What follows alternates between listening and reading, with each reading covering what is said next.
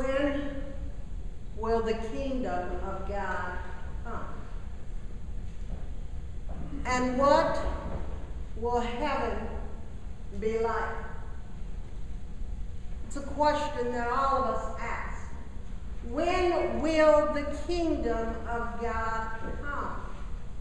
And what will heaven be like? On that day. What day is that? Isaiah says on that day. There are times when I hear people talk about the good old days, the days when things were really good, but I don't think Isaiah was talking about that day. There are other times when I hear people talking about the current events, the news reports, and the happenings of the day. But I don't think Isaiah was talking about that day either. So what day was Isaiah really talking about and anticipating as a day of the future hope that would be realized? You know, we all have a day. That day. On that day in our lives. On that day might be a day in which we are waiting for the birth of a child. It may be our child, it may be our grandchild, it may be our great-grandchild. And we know that someday in the future, as that date comes near, on that date, when that child is born, there will be celebration, and there will be joy, and there will be laughter in the midst. And maybe that may not be our day. There may be a day in which we look as our day, on that day, as the day when we graduate, when we walk across the stage and they hand us that piece of paper and we realize we have completed the course and run the race of our education. On that day, when they give us that piece of paper. And maybe it may not be for you the day you graduated. Maybe your on that day may be your wedding day. The day that you walked down that aisle and you said, I do. And you wanted that day to be a perfect day. You wanted it to have the sun shining, and you wanted the crowd as they gathered to be joyous in celebration with you on that day.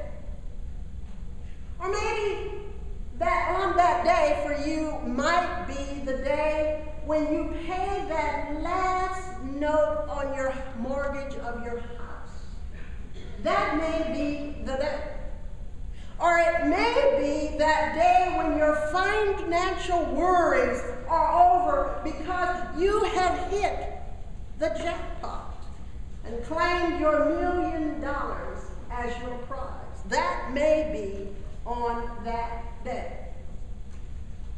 Or maybe for some of us, that on that day might be when you wake up in the morning and the kids are gone and have left your home, and you open up the freezer and there's ice cubes in the freezer, and there's juice in the refrigerator, and there's ice cream still in the carton. On that day, that's your on your day. See, we got them. On that day, in a spiritual sense, Isaiah steps into a world very much like our world. And he pronounces that on that day there will be good news. But while he steps into that world that God has sent him to make this announcement to, he finds it a world very much like our world. At the time, Jerusalem, they had just come back. They come back from being in exile for 70 long years. Everything they looked at was still in a rubble. Everything, including the temple was all burnt and turned upside down as they looked at their world. And very few of them came back from exile to rebuild and to restore their city, their walls, and their temple. They began to rebuild with passion and excitement as they began to rebuild the house of God. And they got so far into it, they had mortgaged their fields, they had mortgaged everything that they had to get this temple back up, because they were waiting for that day that had been promised. The day when the Messiah would arrive and salvation would be on the scene and they would be saved. But they hit some snares on their way. And they began to become discouraged. As they looked around, their city still was in rumbles and ruins. The walls still had not been built, the walls that protected the city from invasion. The temple was not quite as large as it had been before. Their infrastructure of their city still was in disarray. The economy was bad. Lives were falling apart. Despair was on the edges of everyone's life. There was a hopelessness that began to permeate throughout the whole area. And the prophets of Zechariah and Haggai had stepped in the scene earlier before Isaiah. And they finally had gotten the temple built, and they waited. They waited for the Messiah to come because they thought once the temple is complete, the Messiah will come and salvation will be on the scene and all will be okay because God would save. 10 years had passed, and the Messiah, the kingdom of God, had not yet come. They waited. 100 years later, you can begin to imagine the mindset 100 years after they have done all of the sacrificing and all of the hard work and everything they needed to do to get the temple up, and to worship and to wait for the kingdom of God to come. But the kingdom of God had not yet come.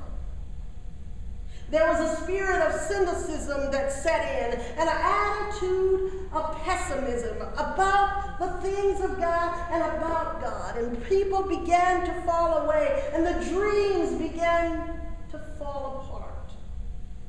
When would the Messiah come?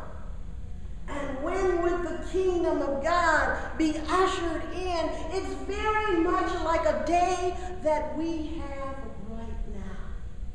As we look around our world, strife, hunger, conflict, all of the things that we struggle with, as we ask those questions, where is God in all of this? And when will the kingdom come? It's been promised. It's been promised by the prophets that the kingdom would come.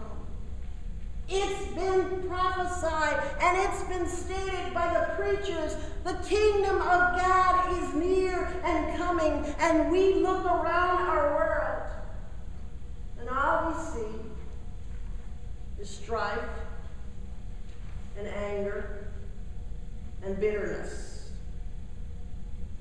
And we wonder, when is the kingdom coming? And it is into that kind of world that God will call a prophet like Isaiah.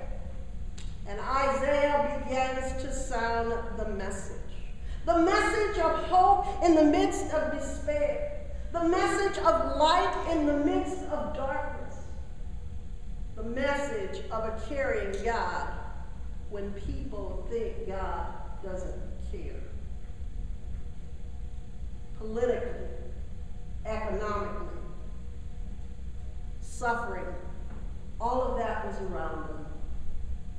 But Isaiah begins to be the herald of God that says, I will create a new heaven and a new earth.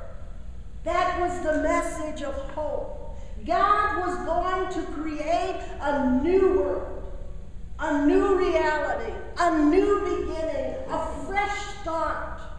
And the promise was, and the old things, the things of the past will not be remembered. That's the day that we're waiting on.